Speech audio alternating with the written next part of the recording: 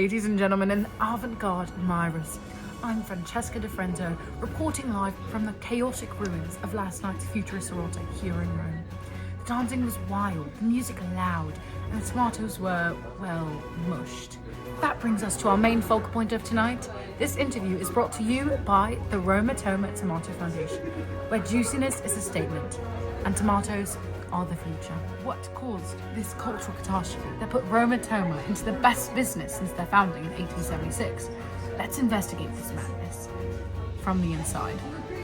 Signor Alfredo Ratatouille, is it true you were in attendance at the Futurist Sorority here in Rome just this last weekend? Yes, that's true.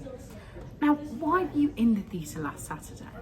I was a musician of sorts. Signor Ratatouille, the audience is saying your music sounded like a stampede of angry pots and pans. Any thoughts? Grazie, twas the goal. Music of the future must spring. Clang, explode. I banged that typewriter all night long. It was genius. They don't understand me yet, but they will after their ears stop ringing. Now, where exactly were you in the theatre? I was in a pit, right next to the boiling kettles. Boiling kettles, did I hear that right? You did? Right. It's a widely known fact that many futurists around the world, more particularly in Italy, are obsessed with form. More specifically, how form coincides with the meanings of the piece and what it is they are trying to convey. Alfredo, would you say you find yourself conforming to the conventional forms of music? Well, of course not. It is important to express yourself by getting out of your comfort zone. And if it leaves the crowd uncomfortable, then it's a win-win. Now, Mr. Alfredo, if you don't mind me sharing, did you ever, at any point in your career, consider writing a manifesto? Well, the thought crossed my mind once or twice. And if you were to write a manifesto, is there anything you had in mind that you're willing to share with our viewers and the people of Italy? In the words of the great Filippo Marinetti, beauty exists only in struggle. It's been so long that we've stayed within the lines of convention. It is time to break free.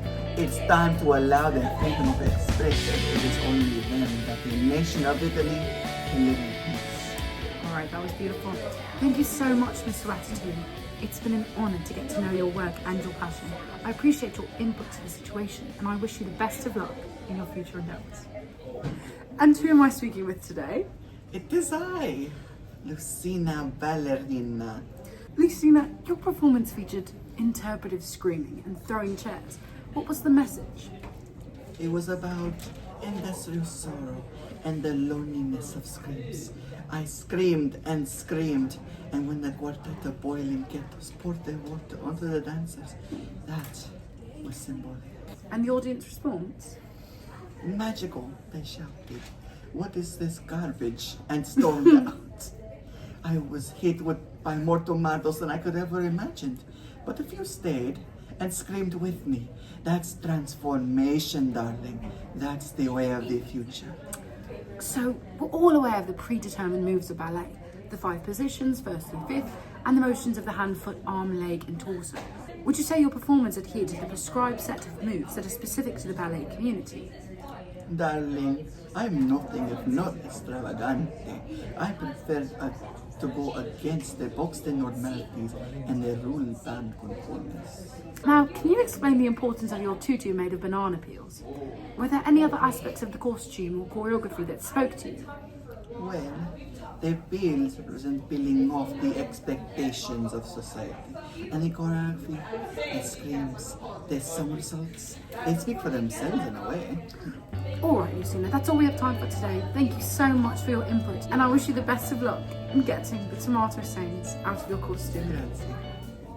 And who am I speaking with today? Spaghetti, but Leonardo Spaghetti to you.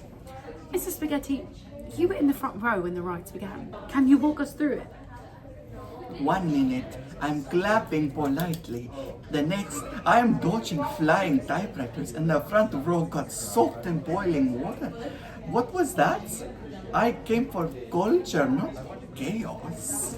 But didn't the futurists warn you this would be unconventional? I thought it would be weird, zany even. not a full-on attack of my eardrums. One of the ballerinas banana peels landed in my martini. My martini! For heaven's sake. I'm so sorry to hear that, Mr. Spaghetti. Now, overall, how would you say this performance made you feel? Can I be frank? Of course, sir. It made me want to rip out my ears and singe my eyelids shut. For good. Would you say you made good use of the Roma Toma assorted vegetable stand? Why, yes, of course. The performance was an insult to one, an insult to Italy. I cannot speak of this any longer. As you can see, emotions ran high last Saturday night in Margarita Hall. The futurists may have failed to impress some, but to others, they revolutionised what art can be. Loud, confusing and unforgettable. Whether they're mad geniuses or just mad. One thing's for sure, they made art that people will talk about for a long time, possibly with earplugs in. Alright folks, this was brought to you by Roma Toma Tomato Foundation. A juiciness is a statement and tomatoes are the future. Thank you.